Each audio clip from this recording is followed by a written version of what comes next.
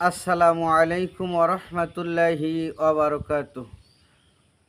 আলহামদুলিল্লাহি রাব্বিল আলামিন ওয়াল আকিবাতু লিল মুত্তাকিন ওয়াসসালাতু ওয়াসসালামু আলা সাইয়্যিদিল আমবিয়াই ওয়াল মুরসালিন।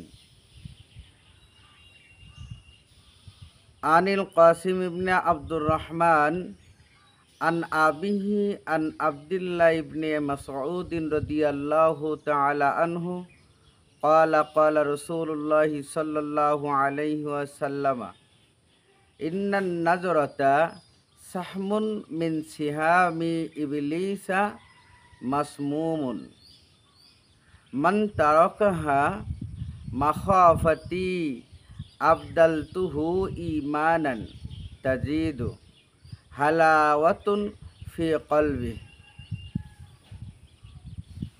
দেশ ও দেশের বাইরে যে যেখান থেকে শুনছেন সবাইকে আন্তরিক সালাম এবং মুবারকবাদ। আশা করি আলহামদুলিল্লাহ যে যেখানে আছেন আল্লাহর মেহেরবানিতে ভালো আছেন। সম্মানিত দর্শক শ্রোতা, আজকে আমি যে হাদিসখানা নিয়ে আপনাদের সামনে উপস্থিত হয়েছি, এই হাদিসের মধ্যে একটি গুরুত্বপূর্ণ বিষয়ে পর্যালোচনা করা হয়েছে। সেটা হলো আমাদের দৃষ্টিশক্তি কেমন হওয়া উচিত। কারণ দৃষ্টিশক্তির মধ্যে ভালো এবং মন্দ দুটোই আছে। অনেক জায়গায় অনেক মানুষের মধ্যে শোনা গেছে যে মানুষের দৃষ্টিশক্তির কারণে অনেকের ক্ষতি হয়েছে। পরে অনেক হুজুরদের কাছ থেকে এই দৃষ্টিশক্তি থেকে কাটার জন্য অনেক দোয়া এবং পানি পড়াও মানুষ ব্যবহার করে থাকে। আসলে এটা কতটুকু যুক্তিযুক্ত? একজন মানুষ কারো দিকে তাকাইলে তার কি কোনো ক্ষতি হতে পারে? এই বিষয়গুলো অনেকের মনে প্রশ্ন জেগে থাকে। সে ব্যাপারেই আমাদের পিয়ারা নবী সাল্লাল্লাহু আলাইহি ওয়াসাল্লামের একটি হাদিস তবরানি শরীফ থেকে মিশকাত শরীফে আলোচনা করা হয়েছে। হাদিস হলো হজরতে কাসিম ইবনে আব্দুর রহমান রাদিয়াল্লাহু তাআলা আনহু তার বাবা হতে হাদিসখানা বর্ণনা করেন। তার বাবা হযরত আব্দুল্লাহ ইবনে মাসউদ রাদিয়াল্লাহু তাআলা আনহু থেকে হাদিসখানা বর্ণনা করেছেন।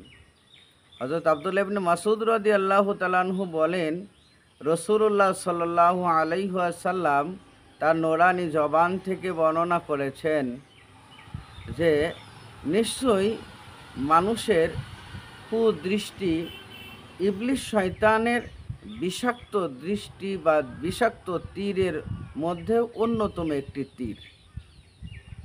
ইবলিস শয়তানের বিষাক্ত তীরের মধ্যে অন্যতম একটা তীর হলো মানুষের কুদৃষ্টি।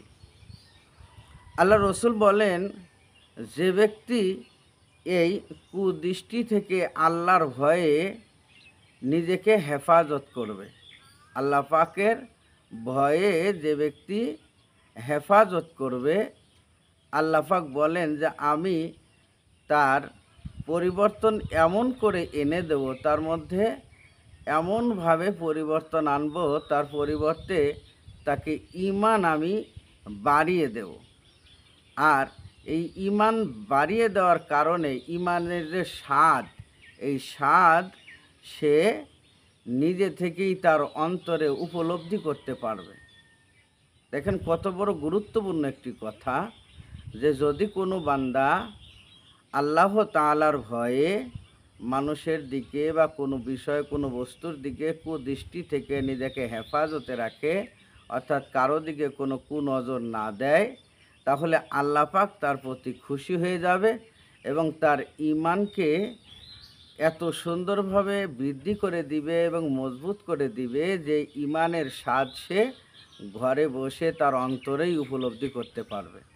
সুতরাং এই হাদিস দ্বারা প্রমাণিত হয় যে অবশ্যই কুদৃষ্টি একটা বিষয় আছে, যার দ্বারা মানুষের ক্ষতি হয় বা আল্লাহর সৃষ্টিকুলের ক্ষতি হয়।